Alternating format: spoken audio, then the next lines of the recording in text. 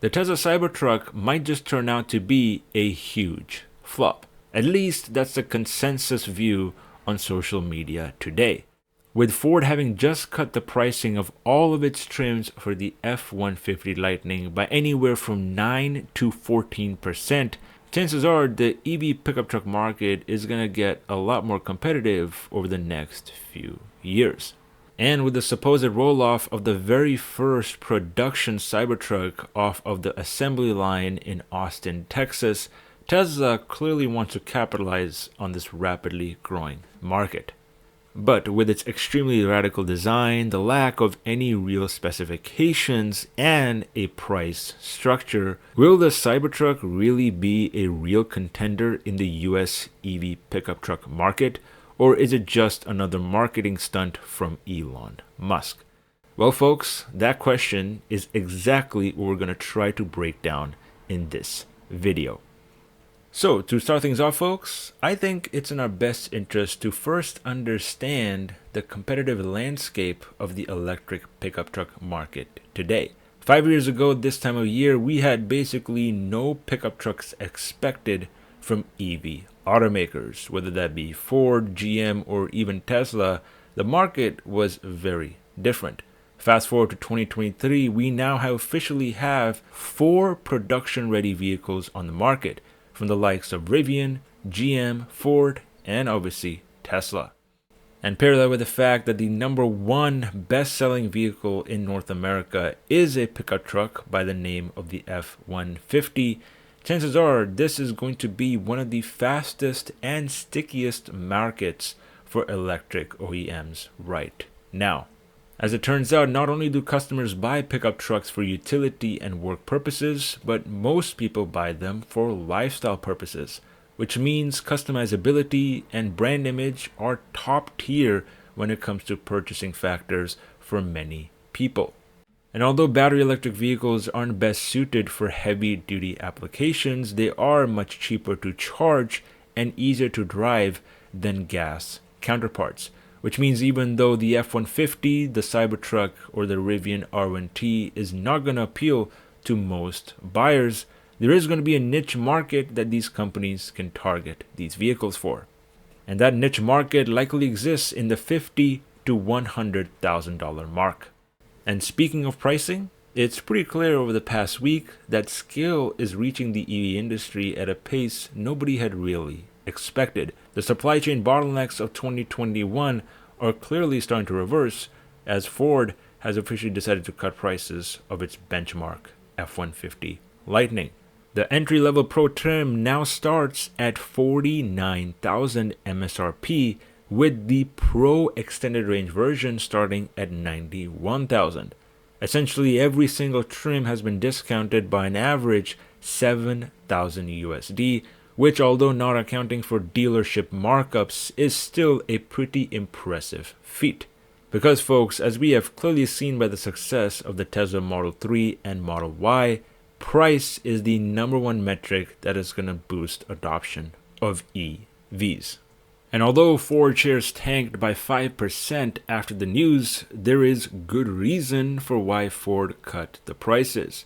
Whether it be supply finally increasing to meet demand, where they have longer-term supply agreements with their suppliers that can allow them to reduce the cost, or the price of lithium falling not only in the US, but in China, which is where Ford primarily sources its cells, chances are this is overall going to help not only Ford sales, but overall adoption of electric pickups. And this move is the right move to make when you're seeing disinflationary pressures in the market and an impending potential recession at the end of this year.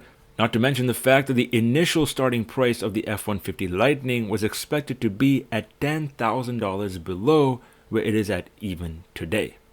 And that, folks, neatly brings us on to the viability of the Tesla Cybertruck, which was indeed intended to be the first mass production electric pickup truck in North America.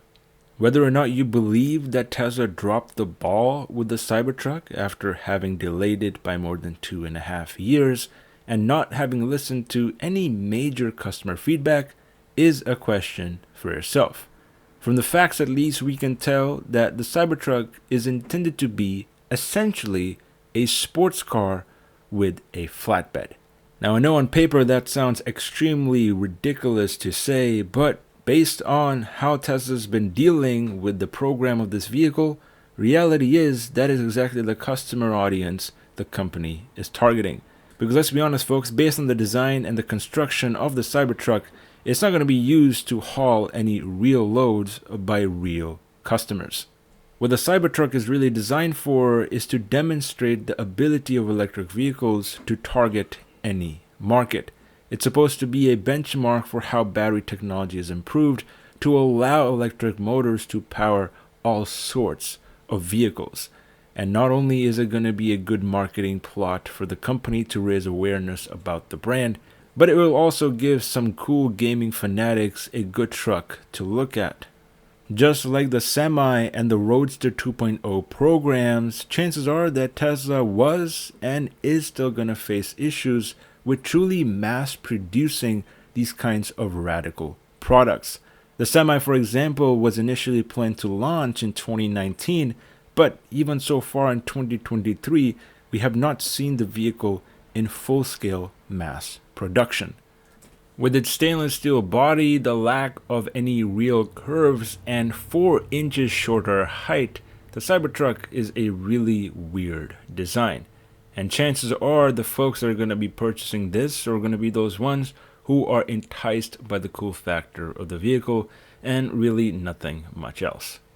And that doesn't account for the fact that this might just be one of the hardest vehicles to manufacture, not just for Tesla, but really any other automotive OEM. Over the past 2 decades, we have seen multiple concepts demonstrated at auto shows, but really none of them have made it to the production line. And although that is an impressive feat for Tesla, the 3-year delay for the product launch clearly accounted for that.